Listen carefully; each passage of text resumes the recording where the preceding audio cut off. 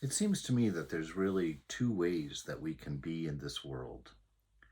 We can either be inspired, where we are following an ideal or a higher thought or an improvement or a beauty. And then there's being driven, where you are trying to manipulate conditions or trying to hold on to a circumstance or trying to attain something that you have defined yourself as missing. The life of inspiration is a life of a gentleness. It's a life of ideals, a life of careful thinking, a life that's whose fruit is a stress-free existence. Because the things that are calling you, the things that are inspiring you, are from ideals and from love and from compassion and from being. And then there's the driven life where you're always trying to attain, you're always trying to grab something that's missing. You become a slave to conditions. You get hungry. And so what? You're hungry. The body is hungry. The body needs food, so you feed it. But there's some people that when they get hungry, they can't be nice. When they're hungry, they get grouchy, they get crotchety. That's a driven person. That's a person, whose satisfaction comes from conditions, a set of conditions. And when things change, they get unhappy. They get fidgety. They get in bad moods. They're just deeply affected by the conditions of the world around them. They're slaves. They're slaves because when the conditions or the senses that are holding on or monitoring those conditions get out of whack, they're out of whack and they have to go forward. The better is this life of inspiration. And what is that? That is to know who you are inside.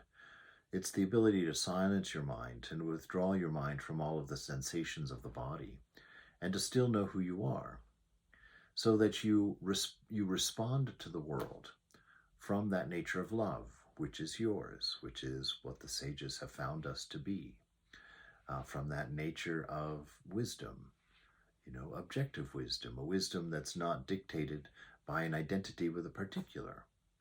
When you're identified with a particular, meaning the body or this mind, when you live your life like that, selfishness is the result of it.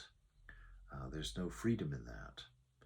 And you're constantly hungry and you're constantly in need because this world is a world of change and these conditions are never going to sit still for you to find a stable happiness in them. And so you have to find the happiness already within you.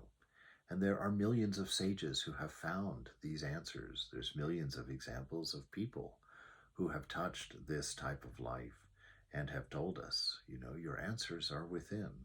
That kingdom of God is within. That Garden of Eden is within. That contentment for who you are. And so spend time nurturing an inner life, a life where you see the mind and know yourself different from it, where you see the body and know yourself different from it, and so that you're not tied and enslaved to having to constantly fulfill conditions or change conditions or circumstances to find your peace, to find your existence.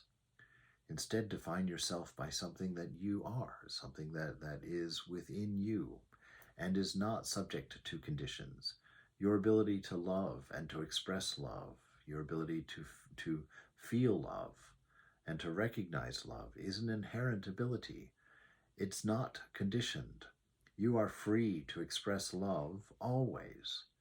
And when you do, you'll find fulfillment. You'll find joy in that expression, a joy that doesn't disappear because it's your nature. It's what you are. That's why you feel good when you love, when you care, when you're humble, when you're compassionate. These other feelings that come because the conditions are being stirred up outside and we're unhappy, they cause the selfishness, they cause a desire for things that are an advantage to the self, to this body mind, instead of being an advantage to the whole, which is the spiritual you. That you before your personality is the same you that everybody has within them before their personality. And the nature of that is Satchitananda. Learn to be inspired by your nature. Learn to be the person who's inspired by your love, inspired by your ability to care, your ability to show compassion, your ability to have wisdom, to have a broad and opened mind. Find those things within you. Those are unchanging. They are yours by nature. Don't build your happiness on things that change, on a constant set of conditions. There's a wonderful story of Jesus where he talks about the wise man who builds his house upon the rock, right?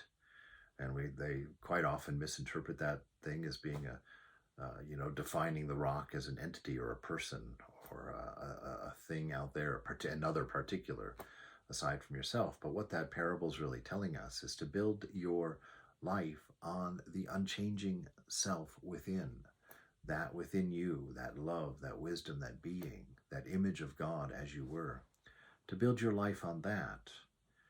And that there you will stand against the storm. What is the storm? The changing external conditions. You'll hold fast. Your home is here.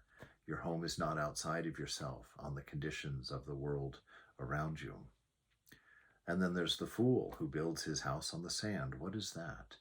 That's to build your house trying to accommodate the constantly shifting sand, the conditions of body-mind that are always in movement, always in flux, and you can't find your stability there. So think carefully about what it is that moves you in your life.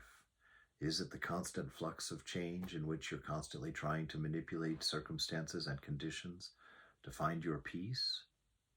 Or is it a return to silence, to going within and finding that contentment which is always within you?